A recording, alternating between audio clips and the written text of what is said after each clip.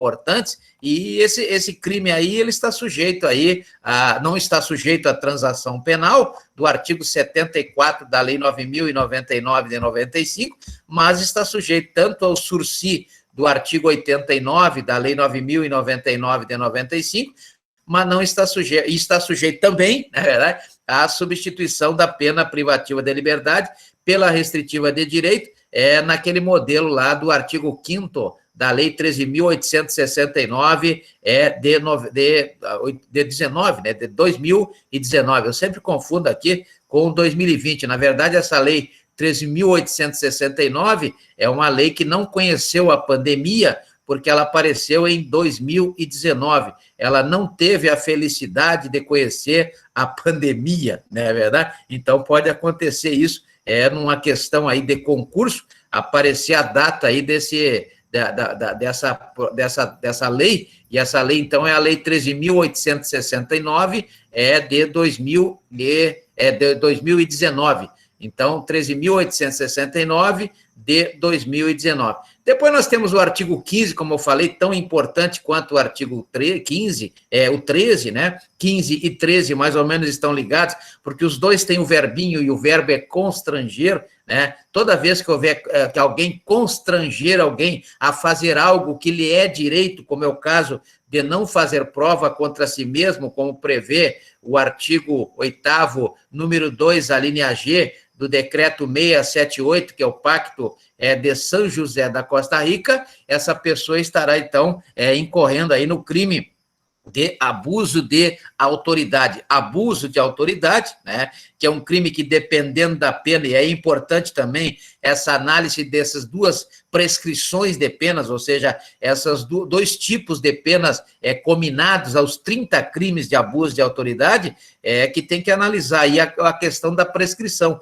Até quando poderá ser aplicada uma pena nesse sujeito ativo, que conforme prevê o artigo 2º da Lei 13.869 de 2019. Então, tem que pegar aí o máximo da pena e verificar lá no artigo 109, né, o artigo 109 do Código Penal, que traz o período de prescrição para aqueles crimes que ainda não foram julgados, e o artigo 110 traz a prescrição para aqueles crimes que já foram julgados e a sentença transitou em julgado, como prevê o artigo 5º, inciso 57 da Constituição Federal. Artigo 5º, inciso 57 da Constituição Federal, com o trânsito em julgado. Já o período que tem o Estado para aplicar essas penas está prevista ou no artigo 109, se ainda não julgado, ou no artigo 110 do Código Penal, ser julgado e transitado em julgado, certo? Então, o artigo 15, ele traz que constranger a depor, alguém a depor, né, sob ameaça de prisão, né, ou tu fala, eu te meto na cadeia, não é verdade? Pessoa que, em razão de função, ministério, ofício, profissão, advogados, médicos, psicólogos, padres, pastores, etc., não é verdade? Deva guardar segredo ou resguardar sigilo, né?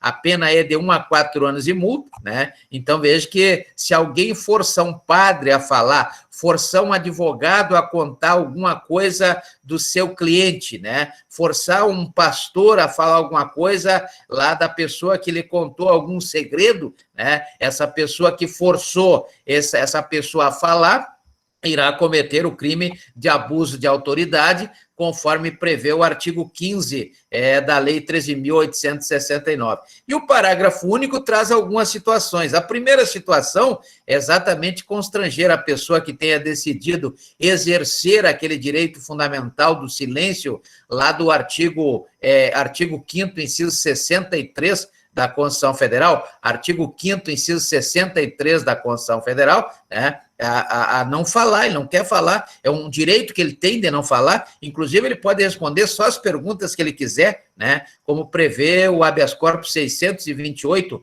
224 do STJ, habeas corpus 628, 224 do STJ, numa decisão jus realista ou direito realista, decidiu-se que o interrogado pode responder as perguntas que ele quiser, né? Inclusive a testemunha também, só não pode mentir se não comete o crime de falso testemunho, previsto lá no artigo 342 do Código Penal, né? Mas responde as perguntas que quiser. Se quiser resguardar o silêncio, o direito ao silêncio, está previsto na Constituição Federal, no artigo 5º, inciso 63 da Constituição Federal. Também tem lá a pessoa que tenha optado por ser assistida por advogado ou defensor público, e aí o advogado não aparece, o defensor público não aparece, nem o juiz, nem o promotor pode forçar a pessoa a responder, né? Ela pode manter aí o silêncio, se forçarem ela a falar, aí cometerão o crime de abuso de autoridade, conforme previsto aí no artigo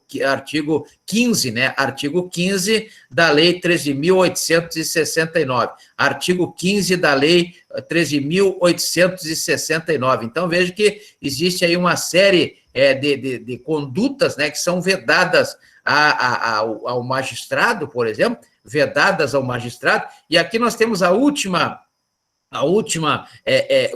artigo, né, que é o artigo 38, que eu resolvi até antecipar um pouco, né? Antecipar um pouco em função de que ele prevê que antecipar o responsável pelas investigações, olha aí, ó, a persecução penal, né?